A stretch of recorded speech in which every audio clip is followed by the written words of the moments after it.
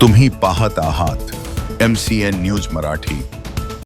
बुलढाणा जिल्ह्यामध्ये स्वाभिमानी शेतकरी संघटनेचे जिल्हाध्यक्ष अमोल पाटील यांनी सेंट्रल बँकेच्या मॅनेजरच्या कानशिलात लगावून मारहाण केल्याचा धक्कादायक प्रकार उघडकीस आला आहे। कसं काय मारवाल तुम्ही? मारून आले कसं काय म्हणते? कसं काय मारवाल तुम्ही? तुले किती नंतर तुम्ही तुला बाजू सर तुले तू कोणा बापा नोकरस तू कोणाचा बापा नोकरस तू कोणाचा बापा नोकरस कोणाचा तू कोणाचा बापा नोकरस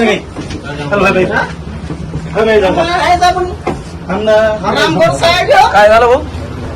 काय झालं सांगा? मी इथं आलो कर्जमाफीच्या संदर्भातलं याला विचारायले। माझ्या वडिलाचं अकाउंट 8.5 महिन्याचं थकीत आहे। तो म्हणते की तुझ्या वडिलाला कर्जमाफी होऊ शकत नाही आणि लागे त्या बापाचे नोकर आहो का म्हणते आम्ही। हे शेतकऱ्याच्या नोकरने 3 कोणा नोकर आहे ते माधव जोडात हे बँकेचे अधिकारी अरे निकट दलाली चालू आहे। 5-5, 10-10 हजार रुपये शेतकऱ्याकडून भरणं करून घेऊन चालू आहे।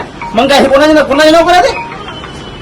याच्याही पेक्षा आता याच्यात जर समजा जर यानं जर आंदोलन जर नाही आमच्या जर याची जर ही जर नाही घेतली दखल जर नाही घेतली याच्यापेक्षा तीव्र आंदोलन करू। शेतकऱ्याला अजिबात येणं वाऱ्यावर सोडलाय आणि बँक कर्मचारी निघत लुटून राहिले। कर्जमाफीच्या यादीबाबत विचारपूस करण्यासाठी बँकेत गेलेल्या शेतकऱ्यांचा बँक मॅनेजरने अपमान केला तसेच योग्य उत्तर न देता उद्धटपणे वक्तव्य केल्याचा आरोप अमोल पाटील यांनी केला।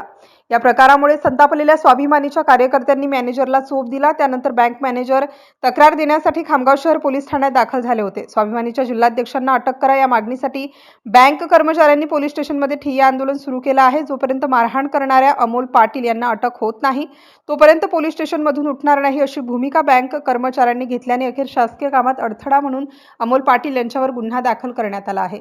MCN न्यूज मराठीकरिता शेख अजीज मोहम्मद, खामगाव। मारहाण केली बँक मॅनेजरला।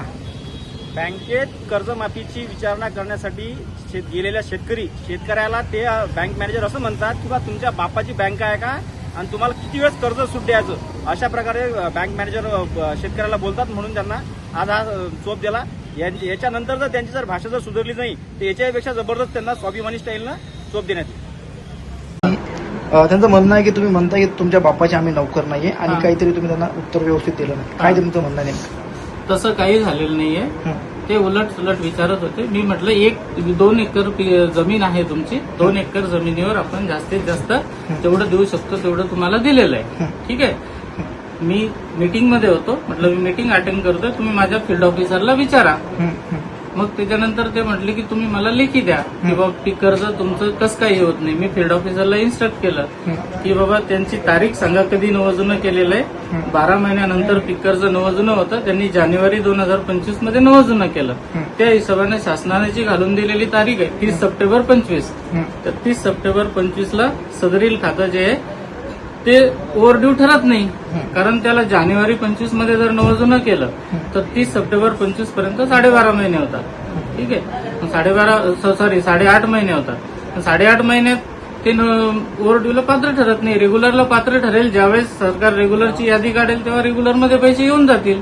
हेच सांगितलं मी। त्यांनी लेखी मागितलं, माझ्या फील्ड ऑफिसरला सांगितलं तुम्ही लेखी द्या, त्यांना स्टेटमेंट काढून द्या आणि एक लेटर पॅडवर लिहून द्या की बाबा हे खातं सध्याची जी पीक कर्जाची व्याख्या आहे त्याच्यानुसार नियमित मध्ये येतं। मग नियमितच्या हिशोबाने होईल। ते म्हणाल की तुम्ही म्हटलं की तुम्ही बँक मॅनेजर काय तुमच्या बापाचे नोकर नाही। तसं काही बोललेलो नाहीये मी, तसं काही बोललेलो नाहीये।